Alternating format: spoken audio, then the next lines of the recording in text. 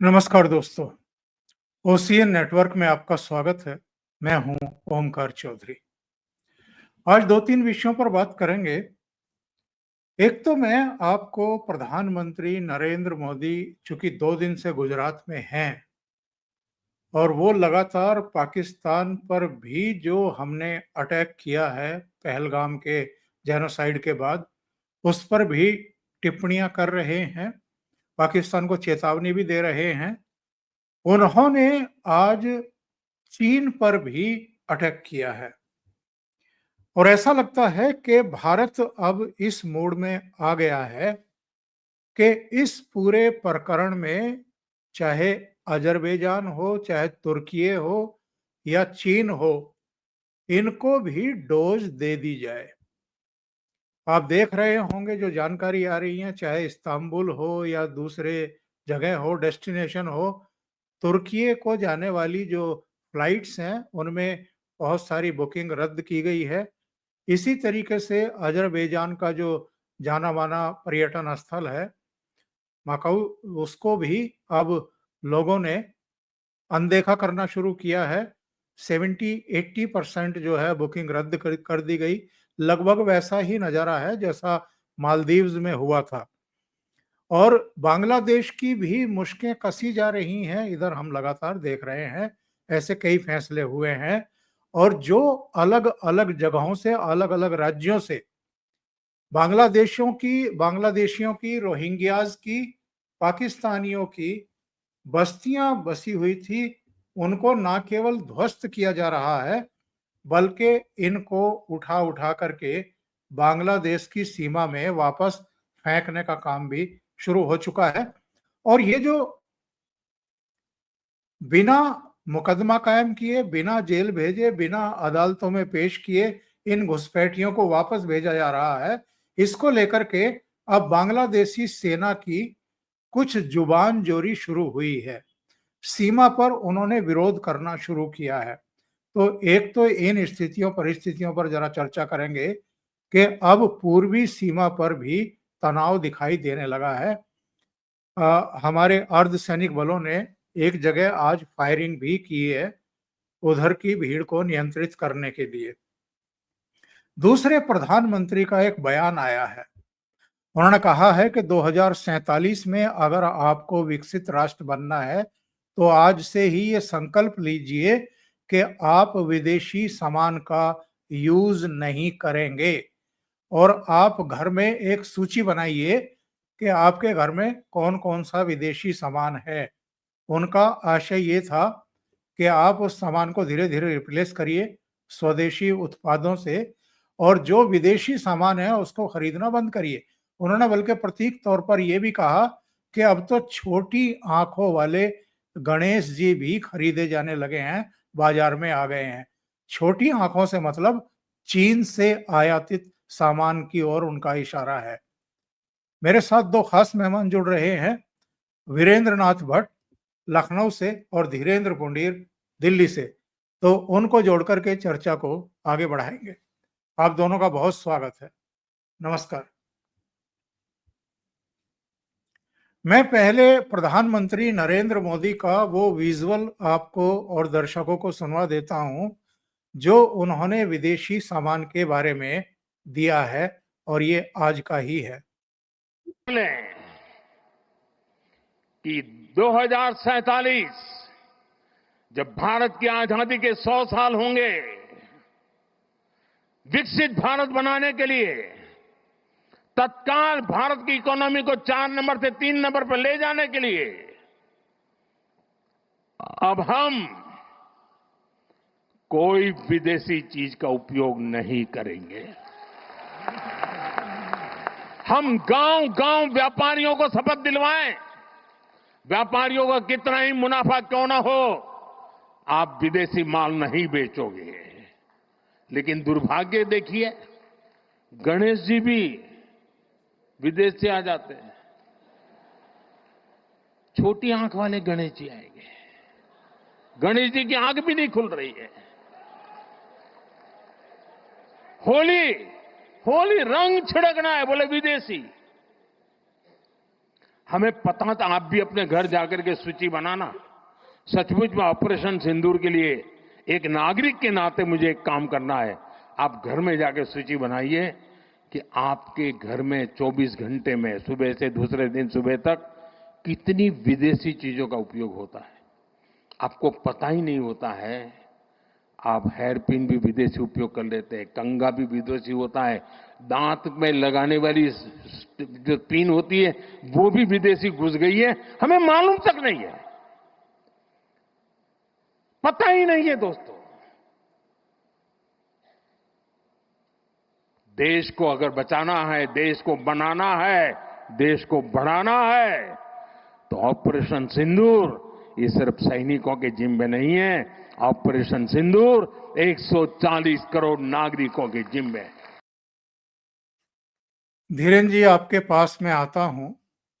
प्रधानमंत्री का clear cut संदेश है, चीन का सामान खरीदना बंद करो।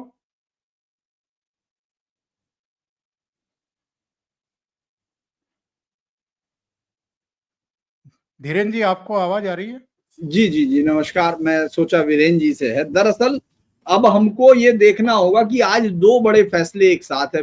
ये भाषण के साथ ही उससे पहले डिफेंस मिनिस्ट्री ने AMQ एडवांस मल्टी कॉम्बैट को जो है हमारे फाइटर प्लेन को एक मंजूरी दे दी है। 15,000 करोड़ का प्रोजेक्ट है। यानी हमको ये मानना होगा कि अब जो लड़ाई है ये अगली लड़ाई की तैयारी की जा रही है। अगर हम इसको सीधे तौर पर देखें, जिस तरह से प्रधानमंत्री साफ तौर पर शपथ दिलाने की बात कर रहे हैं गांव गांव में, क्योंकि देखिए जो चाइना का अगर हमारे पास अगर कोई चीज दिखाई देती है तो जो हमारे यहाँ इंपोर्ट हो रहा है, मैं इसको पर्सनल एक्सपीरियंस से बता रहा हूं कि जो हमारे यहाँ इंपोर्ट हो रहा है चाइना से और चाइना का जो सामान यूरोप जाता है उनकी क्वालिटी में भी जमीन आसमान का अंतर है। अगर मैं इसलिए बता रहा हूं कि जब हम लोग स्टिंग ऑपरेशंस करते थे तो उस समय जो घड़ियां, जो तमाम चीजें, मतलब जो स्पाई कैमरे आते थे, वो स्पाई कैमरों का इतना भी भरोसा नहीं होता था कि क्या वो चल जाएंगे, क्या वो पूरा कर लेंगे। और उनकी क्वालिटी जो देखने में दिखती थी कि बहुत अच्छी, लेकिन उनकी कोई रिलायबिलिटी नहीं थी। इसी तरह से जब एक हमारे रिलेटिव ऑस्ट्रेलिया में थे, वो वापस आए, चूंकि उनके साथ उनको बड़ा मजा आता था, वो स्टोरीज देखते थे, तो वो वहां से एक चाइनीज, वही भी चाइनीज ही खरीद के लाए, लेकिन उसकी क्वालिटी में और उसमें अंतर था। तो मैंने पूछा कि ये आखिर क्या है, तो उन्होंने कहा कि सर्टेन जो मानक हैं, जो उनके स्टैंडर्ड्स हैं, उनको वहां पूरा करना पड़ता है। लेकिन हिंदुस्तान में सिर्फ फायदे के लिए वो जो ट्रैश है, जो तमाम चीजें हैं, जो कुछ भी जिनका खासतौर से प्लास्टिक्स है, जो इस तरह का इस्तेमाल है जो बहुत ज्यादा खतरनाक होता है, वो सब वो यहाँ डंप करता है। और आप देखे होंगे लड़ी, जो फूलों की लड़ी, यानी दिवाली जैसे त्योहार जो हमारे एक विजय के त्योहार हैं, जो ये बताते हैं कि कैसे अधर्म पर धर्म की विजय होती है, और हम इसमें भी उस अधार्मिक उस देश का सहयोग लेने की कोशिश कर रहे हैं, या उसके दम पर वो त्योहार मना रहे हैं जो पूरे देश पर 62 में एक पीछे से छुरा घोंप चुका, और उसके बाद से लगातार जब से उसका जन्म हुआ है, वो देश लगातार हिंदुस्तान के खिलाफ प्रैक्टिस कर रहा है। और आज तो 27 मई भी है। आपको मालूम होगा कि आज तो हमारे प्रधानमंत्री पुण्यतिथि है, जिन्होंने अपनी सीट तक ऑफर करके हिंदुस्तान को लॉबिंग करनी थी। मतलब चलिए हम ये भी मान लेते हैं कि उन्होंने वो सीट उनको नहीं दी होगी या ये होगा, लेकिन हिंदुस्तान के लिए तो कम से कम लॉबिंग नहीं की, ये तो इतिहास बताता है। तो आप ये सोचिए, जब आज प्रधानमंत्री ये कह रहे हैं तो ये लंबे समय का एजेंडा था। और ये तो बड़ी विचित्र बात है कि आप अपने देवताओं के लिए भी विदेशों से आयात करें।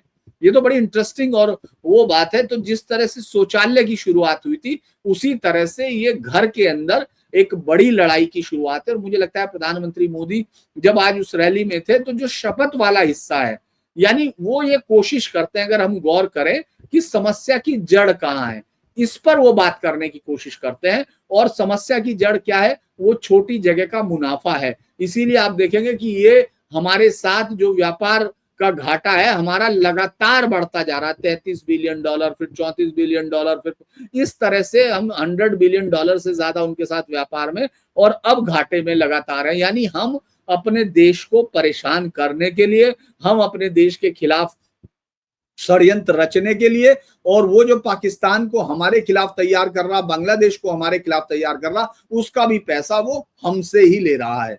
तो मुझे लगता है कि प्रधानमंत्री मोदी के इस भाषण को उस दिशा में देखना चाहिए, और शायद क्योंकि उन्होंने समय सीमा भी दी है 2047 तक, उन्होंने कहा है कि अगर हम एक विकसित राष्ट्र के तौर पर अपने आप को देखना चाहते हैं तो हमको अपने पैरों के नीचे की जमीन को सुदृढ़ करना होगा, और खासतौर से उस दीमक को, उसका इलाज तुरंत करना होगा जो हमारी बिल्डिंग के अंदर तक घुस चुकी है। जी वीरेंद्र जी, अब तो गणेश जी भी छोटी आंख के आने लगे हैं। बहुत बड़ी टिप्पणी है, बहुत बड़ा संदेश है प्रधानमंत्री नरेंद्र मोदी की तरफ से।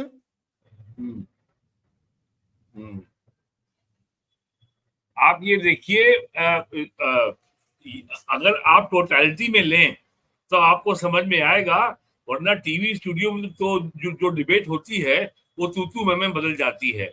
नरेंद्र मोदी सरकार का पहले दिन से प्रोग्राम ये टारगेट है कि भारत में मैन्युफैक्चरिंग को बढ़ाया जाए, मेक इन इंडिया को बढ़ाया जाए, और make in India, made in India, make for India को बढ़ाया जाए, एफडीआई को बढ़ाया जाए, मैन्युफैक्चरिंग बढ़ाने के लिए टैक्स एडमिनिस्ट्रेशन को सिंप्लीफाई किया जाए, कॉर्पोरेट टैक्स को कम किया जाए, उसके लिए जीएसटी आया और तमाम काम हुए। हम मोटी बात आपको बता दें, मनमोहन सिंह के 10 साल के कार्यकाल में जो करंट अकाउंट डेफिसिट था, यानी हमारा एक्सपोर्ट इंपोर्ट का घाटा, वो 4% था, आज 1% है, यानी हमारा इंपोर्ट कम हुआ है, एक्सपोर्ट बढ़ा है। दूसरी बात, मनमोहन सिंह के जमाने में जितने बिजली घर लगे, लगभग जो है टोटल इंपोर्ट मनमोहन सिंह के जमाने में जो चाइना से हुआ 10 साल में, इट वाज अराउंड $700 बिलियन। आज सारे पावर प्लांट इक्विपमेंट इंडिया में बन रहे हैं। मनमोहन सिंह के पीएम बनने के पहले इंडिया में जितनी दवाइयां बनती हैं, उनका जो सॉल्ट है, जिसको बोलते हैं एपीआई, एक्टिव फार्मा इंग्रेडिएंट, वो पूरा इंडिया में बनता था। लेकिन मनमोहन सिंह जी के राज में वो पूरा चाइना शिफ्ट हो गया, क्योंकि वहां वो सस्ता पड़ता था। जब यहाँ कोरोना का बम फूटा 2020 में, तब सरकार को याद आई कि भैया एपीआई तो हमारे बनता ही नहीं है। उस समय सरकार ने कोशिश की, आज लगभग 50 फैक्ट्रियां भारत में एपीआई की लग चुकी हैं, उसमें 40 तो गुजरात में ही है, और कुछ तमिलनाडु में भी है, कुछ अन्य राज्यों में है।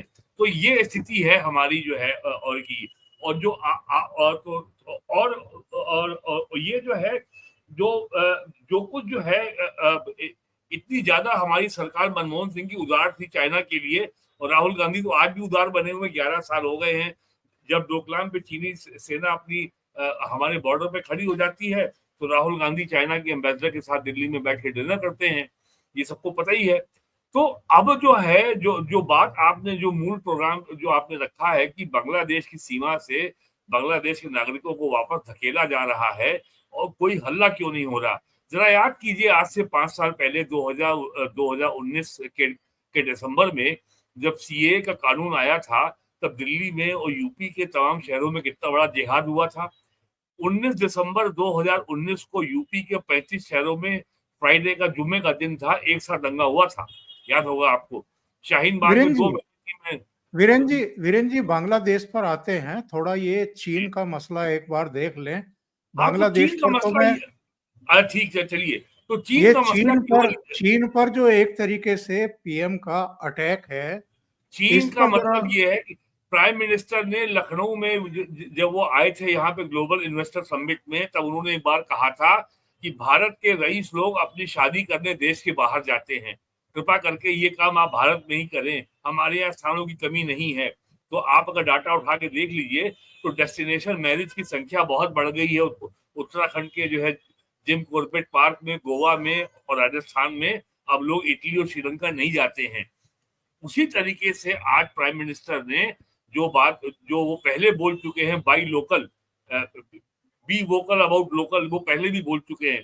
तो आज प्राइम मिनिस्टर ने जिस तरीके से छोटी आंखों वाले गणेश जी की बात कही है, तो सीधे सीधे उन्होंने चाइना की ओर इशारा किया है कि चाइना के इंपोर्ट के, उन्होंने यहाँ तक कह दिया जो टूथपिक है वो भी हमारे पास चाइना की आती है, जो रोजबड जो है कान खुजाने वाली, वो भी चाइना की आती है। तो ये खाली एक जो है एक भावात्मक एक पैशन क्रिएट करना इसका उद्देश्य नहीं है, बल्कि ये बताना है देश को कि अपने देश में मैन्युफैक्चरिंग करना कितना दुरूह कार्य है। ये प्रोसेस कितनी जटिल है। जो एक स्मॉल स्केल इंडस्ट्री का मैन्युफैक्चर होता है, वो केवल सरकारी कागजों की फाइल भरने में ही लगा रहता है या टैक्स में उलझा रहता है। तो ये जो है प्राइम मिनिस्टर ने आज फिर से बहुत ही सहज तरीके से आम जनता को समझ में आने वाली भाषा में लोगों को इस बात के लिए आगाह किया है कि देश का युद्ध केवल सेना नहीं लड़ती है, देश की जनता भी लड़ती है। और देश की जनता अपने देश में मैन्युफैक्चरिंग को प्रमोट करके देश की शक्ति में जबरदस्त योगदान कर सकती है। प्राइम मिनिस्टर ने आज इस बात को याद दिलाया है। जी बिल्कुल सही बात कह रहे हैं। और मुझे याद नहीं पड़ता है, धीरेन्द्र जी और वीरेंद्र जी आप मुझे करेक्ट करेंगे अगर मैं गलत हूं, प्रधानमंत्री जैसी पोस्ट पर बैठा हुआ व्यक्ति सीधे सीधे बायकॉट की कॉल कर रहा है अपने देश के नागरिकों को कि विदेशी सामान खरीदना बंद कर दीजिए। यानी जो काम उधर अमेरिका में डोनाल्ड ट्रंप एक अलग तरीके से कर रहे हैं, हम उसको एक बहुत लोकतांत्रिक तरीके से, जो एक अंतर्राष्ट्रीय हमारे कुछ बंधन हैं, WTO और दूसरे तमाम, उनके बीच से, और जिस चीन ने अस्त्र शस्त्र उपलब्ध कराए पाकिस्तान को, उस चीन को भी अब उसके स्क्रू टाइट करने की दिशा में हम बढ़ गए हैं। दूसरा देश बांग्लादेश, जिसको इधर टाइट करने में लगी हुई है मोदी सरकार, और ऐसा लगता है कि पश्चिमी सीमा के बाद अब पूर्वी सीमा पर तनाव जो है वो जमीन पर उतरता हुआ दिखाई दे रहा है। एक पॉइंट ऐसा भी है इस समय जहां पर भीड़ को नियंत्रित करने के लिए, सीमा के उस पार की भीड़ को भी नियंत्रित करने के लिए हमारे BSF के जवानों को गोली चलानी पड़ी है।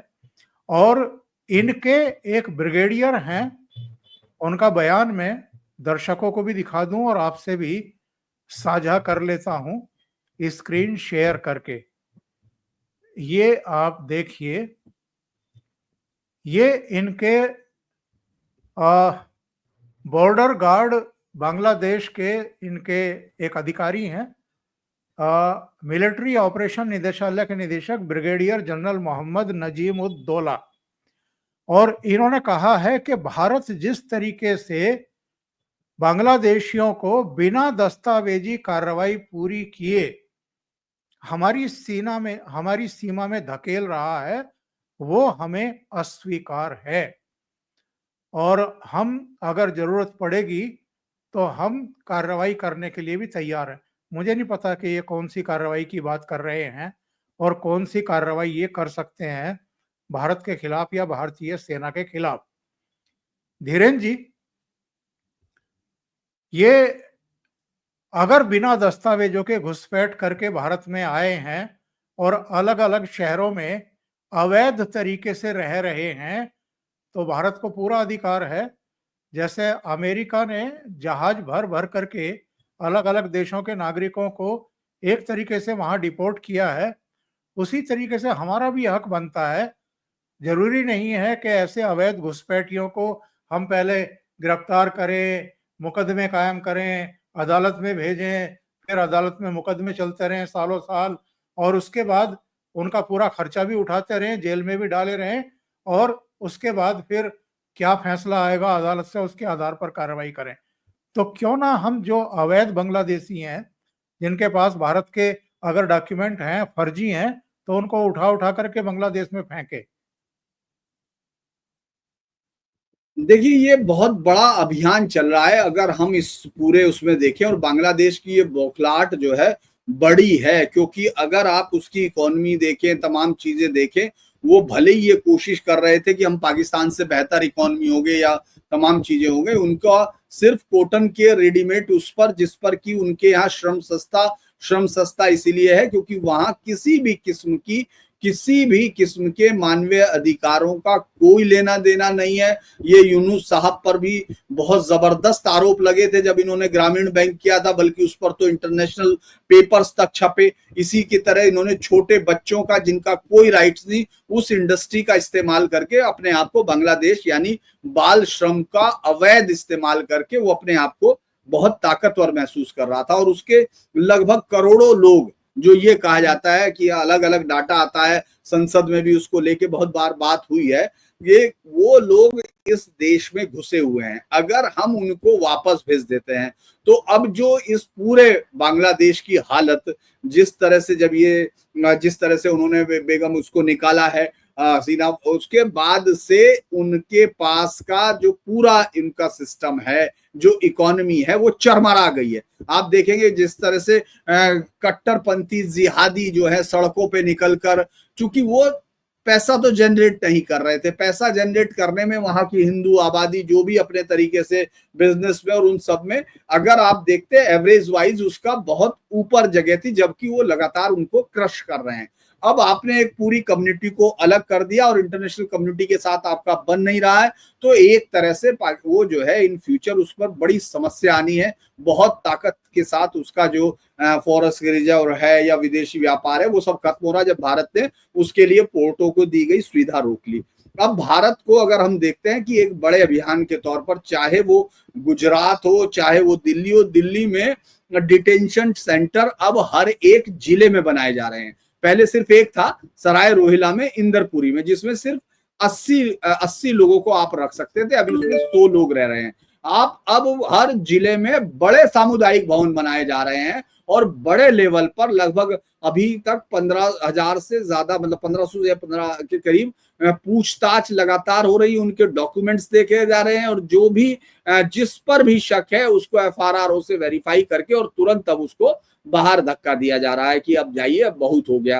हालांकि आपने देखा होगा कि एक खास वकील जो है, खास तौर से कॉलिन गोंजाल्वेस टाइप, अपना पहुंचकर रोहिंग्याज को समुद्र में डालने जैसी एक फ्लिम्जी कहानी ले आए, जिस पर सुप्रीम कोर्ट ने साफ कहा था कि भाई यहाँ किसी को एक सिर्फ उस पर उनकी एक तरह से फटकार लगाते हुए उनकी वो खारिज की थी। और साथ ही साथ श्रीलंकन एक उसको कहा था कि ये कोई धर्मशाला नहीं है, सराय नहीं है। तो भारत इस पर लगा हुआ है, तैयारी कर रहा है और अब बांग्लादेश जैसे देश से अब उसको कुछ पूछने की जरूरत नहीं है। बांग्लादेश की मदद हम लोग अगर पूरी तरह से होल हार्टेडली कर रहे थे, जबकि बेगम थी वहां मौजूद थी, अब बेगम खालिदा जिया आ जाएंगी, तो उनके साथ शुरू से ही टसल रहा है। वो जमात के और कट्टरपंथियों के हाथ जो है कठपुतली से ज्यादा कुछ नहीं रही है। और तब तो पाकिस्तान परोक्ष रूप में आता था, अब पाकिस्तान प्रत्यक्ष रूप में उनके राज में होगा।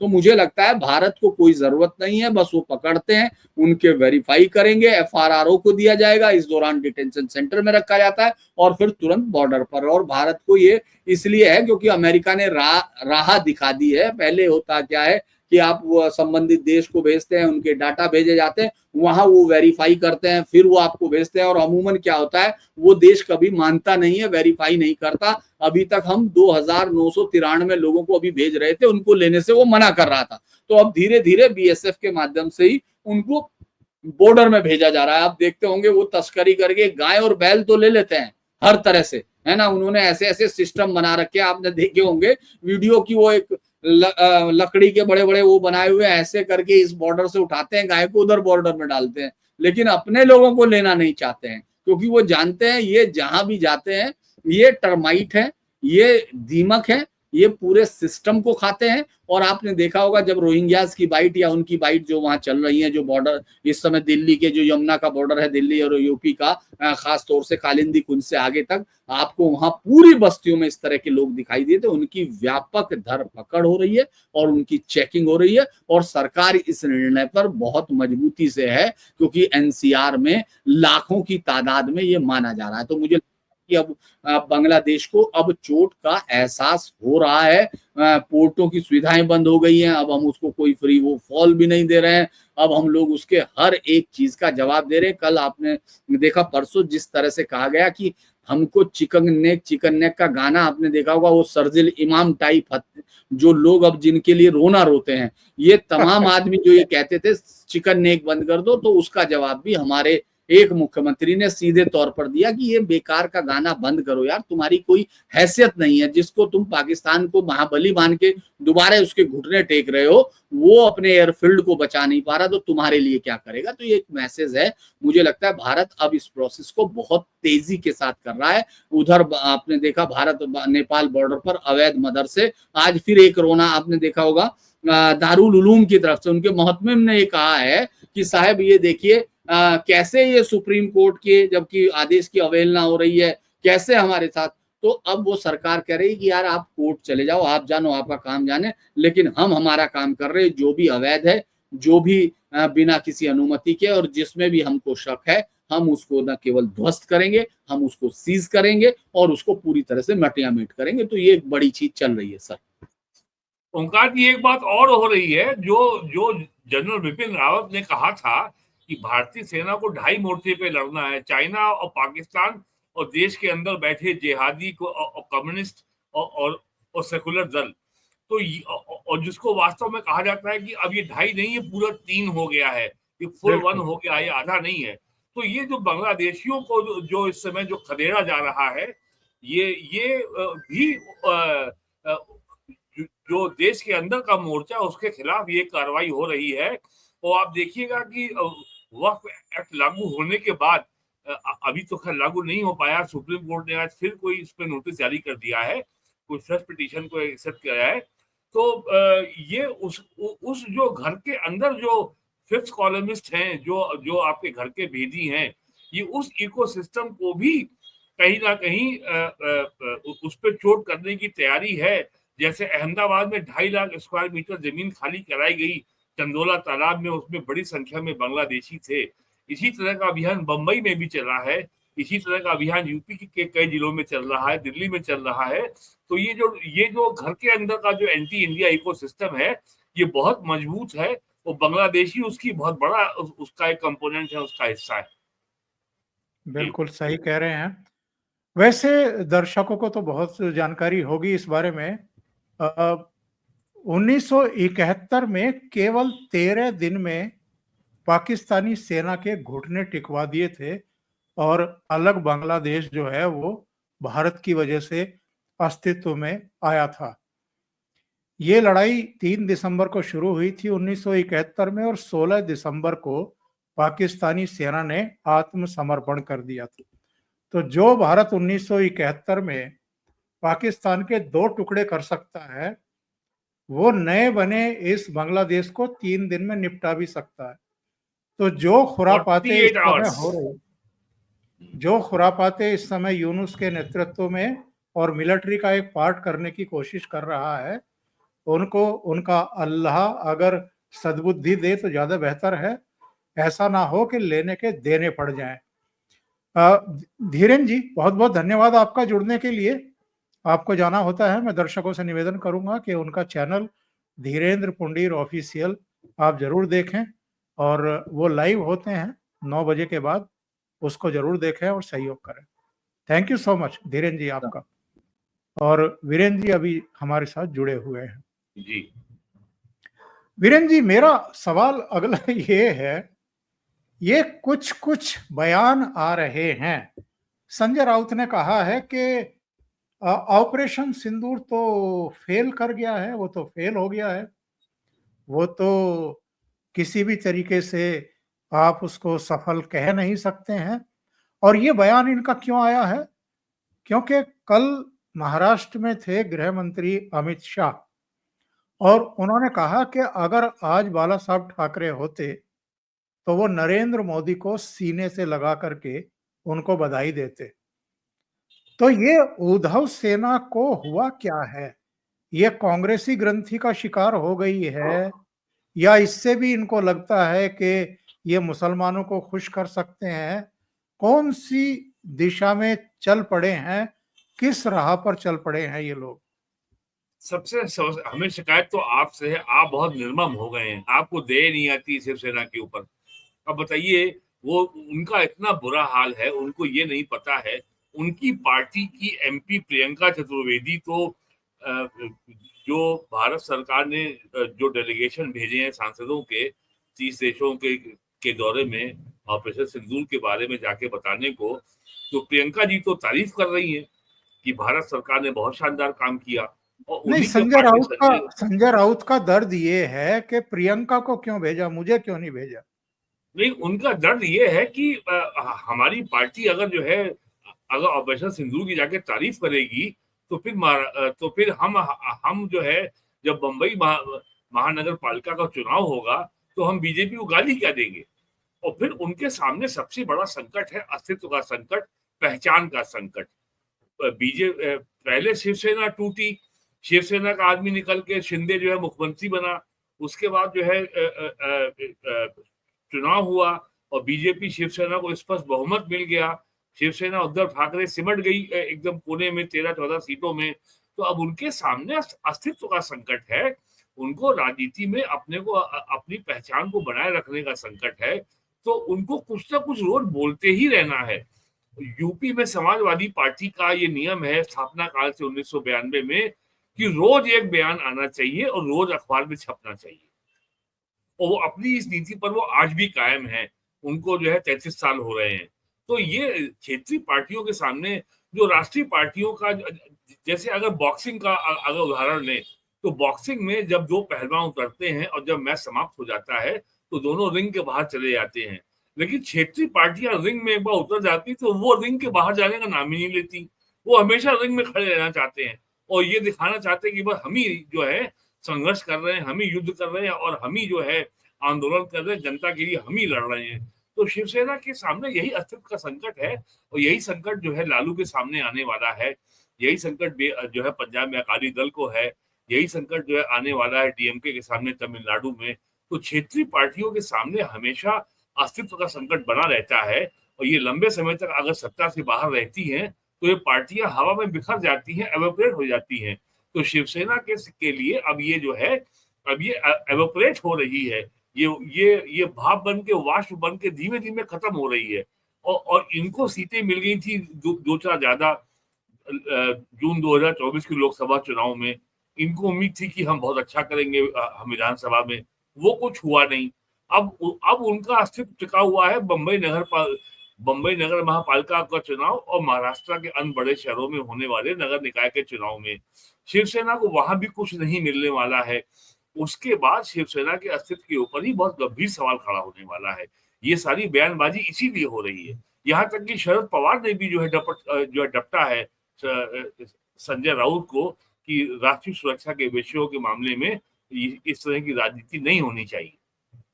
जी, एक दृश्य मैं दिखाता हूं आपको और दर्शकों को, दर्शकों ने शायद देखा होगा, आपने भी देखा होगा।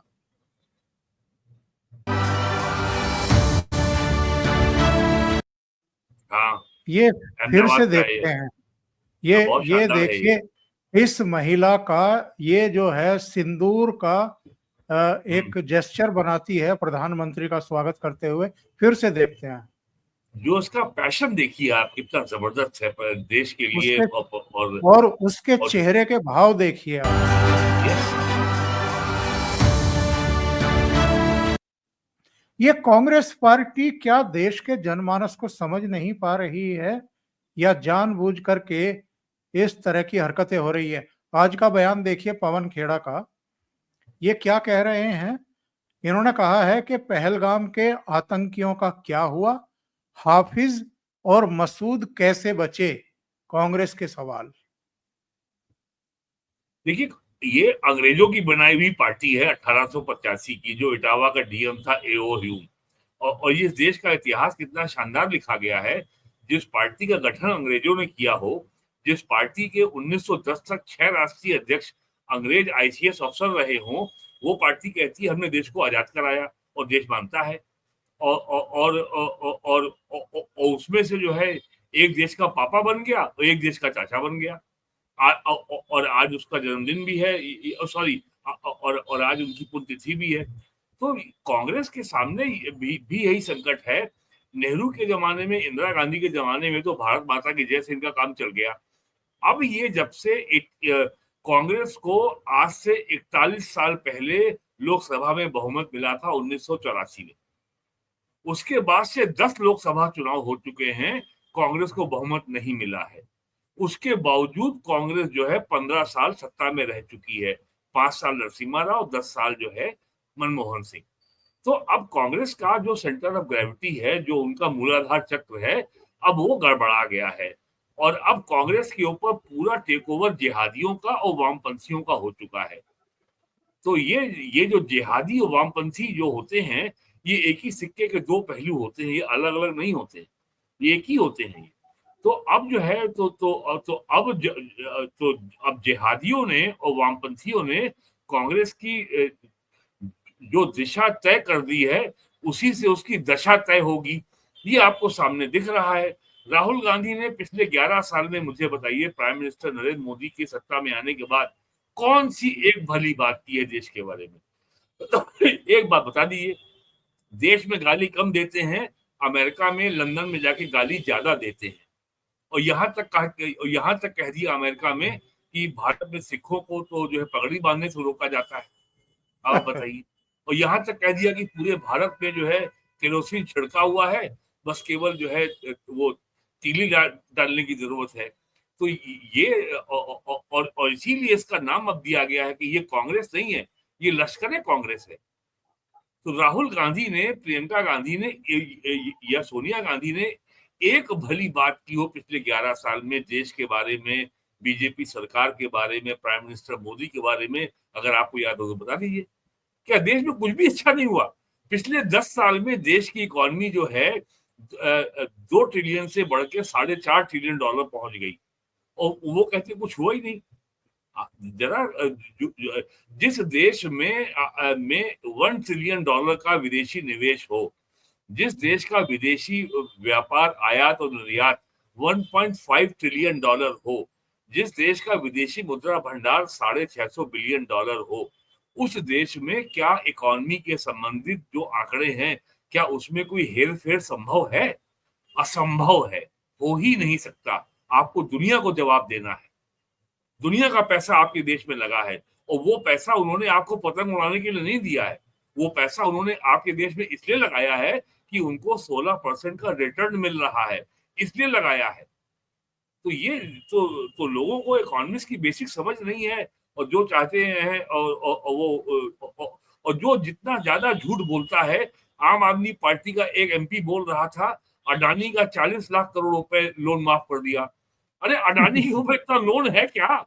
अडानी की सारी कंपनियों की टोटल मार्केट कैप इसकी आधी नहीं है और वो कह, और लेकिन जनता में बड़ा हिट होता है। अच्छा, इतना बड़ा घोटाला।